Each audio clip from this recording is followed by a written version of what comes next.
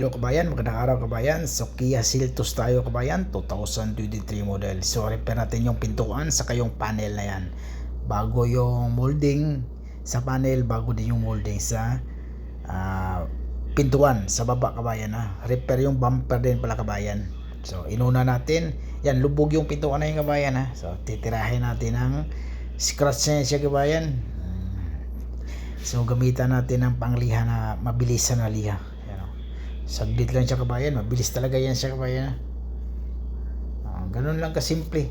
So unahin natin yan kasi gamit tayo ng masina yung pang puller natin. Hindi na tayo mag sikwat-sikwat sa loob. Yan ang katulad ng kabayan.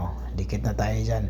So hindi pala prepared ako kabayan sa yung ipadikit lang kabayan tapos sabay hilahin natin yung idikit lang. So wala akong ganun. So yung gamit natin, yung power na lang gamitin natin yung pang pull, idikit tapos hila, dikit, hila. So mayroon din namang kuan dito kabayan na yung idikit-dikit mo siya, yung parang pakurba-kurba tapos tusukin mo sa gitna tapos sabay hila para yung linya sigurado. Pero parang matagal lang kasi ako ng ganun kabayan. Mas maganda yan dikit hila tapos sabay palo-palo, okay na, tapos sabay masilya agad para mabilis lang trabaho. Sa tingin ko mas maganda pa yung ganun mabilisan yung kabayan hindi naman tayo gumagawa dito na walang masilya. Yung i-repair natin tapos walang masilya, hindi, dito masilya. May masilya pero wag lang yung makapal, masyadong masilya. Normal lang yan na yung normal lang na masilya, hindi masyadong makapal kasi pangit din yun. Binubuni naman natin yan, binubuni para maganda din, yung hindi lubog masyado, hindi rin yung basta okay kabayan, maganda yung magandang trabaho din. Yan so, dikit lang yan tapos sabay hila, dikit sabay hila, katulad yung kabayan di ba mayroong naiwan, niliha ko pa na pala yung kabayan na yung maliit na pangliha kasi mayroong maiwan yan so isunblast natin yan para walang itim-itim na maiwan. Yung mga pang spot natin, yung panghila, mayroong maiwan na itim yun tapos yun sunblast natin tapos yan okay na. So primer na tayo dyan, katulad yung kabayan di ba, primer, masilya na tayo, so ready na sa masilya na yan. Pero yung normal talaga na masilya kabayan, pag maglagay ka ng masilya hindi naabot sa pintura, sa baka lang, hanggang baka lang dapat. Pero hindi maiwasan kasi lilihain din naman yan yung dito pala kabayan, labas bakal hindi katulad sa Pilipinas na pag makita yung bakal tapos primer. Hindi, dito pag makita, dati ganun, pero ngayon binago na pagkita yung bakal, masilya ka na agad yan.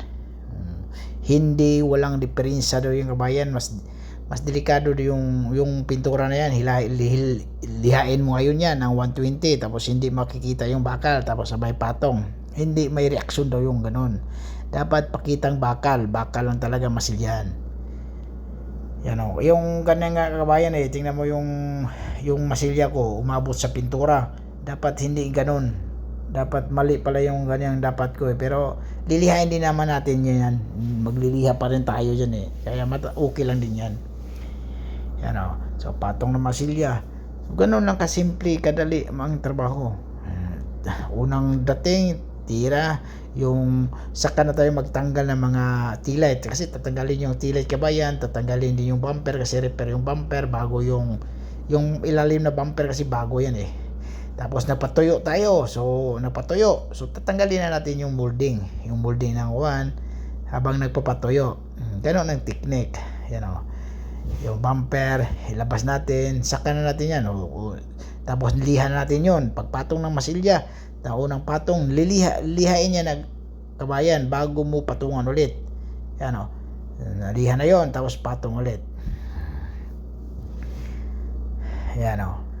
Now 120, pwede na 120 liha kabayan. Masin lang din naman yung kabayan pag liha, saglit lang din yan, mabilis lang kasi masin. Tapos pag sa tingin mo maglagay ka pa ng masilya, wag mo nang imano-mano, pahid ka ulit ng masilya. Tapos pag okay na yon yung pangalawang pahid mo, ang style mo noon lihain ng masin na 120 sa may kilid, sa may side, yung sa may dulo-dulo lang, tapos sa gitna din pag medyo pangit yung masilya mo. Tapos yun na, pag tingin mo hindi ka na magpatong ng masilya, imano-mano mo na ngayon.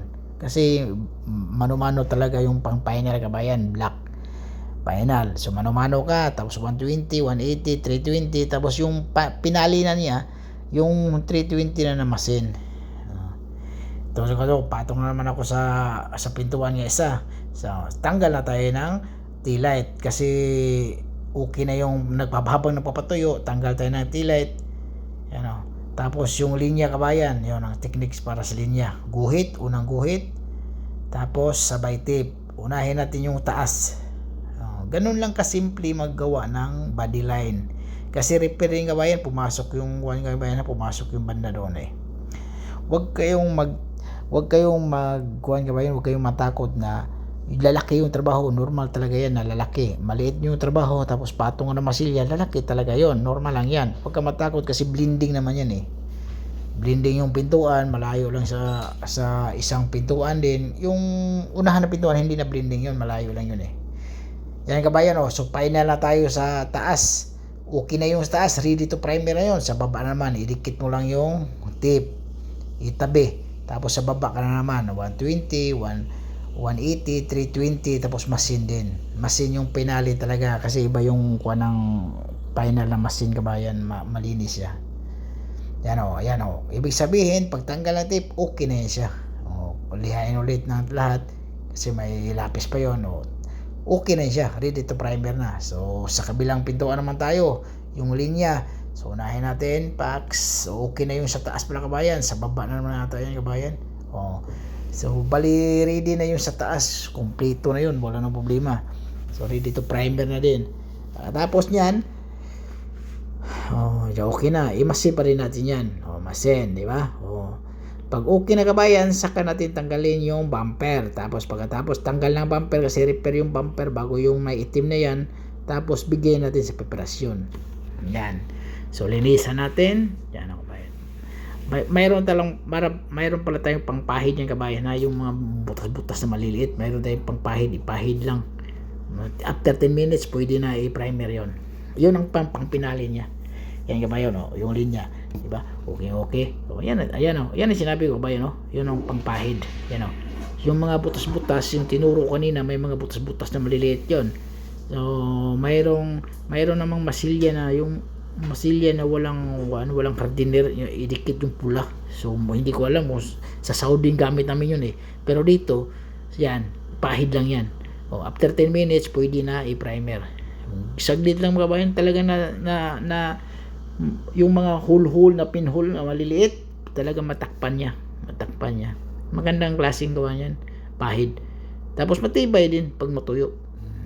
So okay na yan siya. Tapos tatanggalin na natin yung bumper. Tapos ibigay na natin sa preparasyon. Yan kabayan, natipa na yan. So okay na yan, ready to paint na yan. Napinturahan na. So okay. So yung linya niya, tingnan natin yung linya. Okay yung linya. Okay pagka-repair. Yan kabayan, di ba? So hindi na tayo, walang problema na yun. Diyan lang naman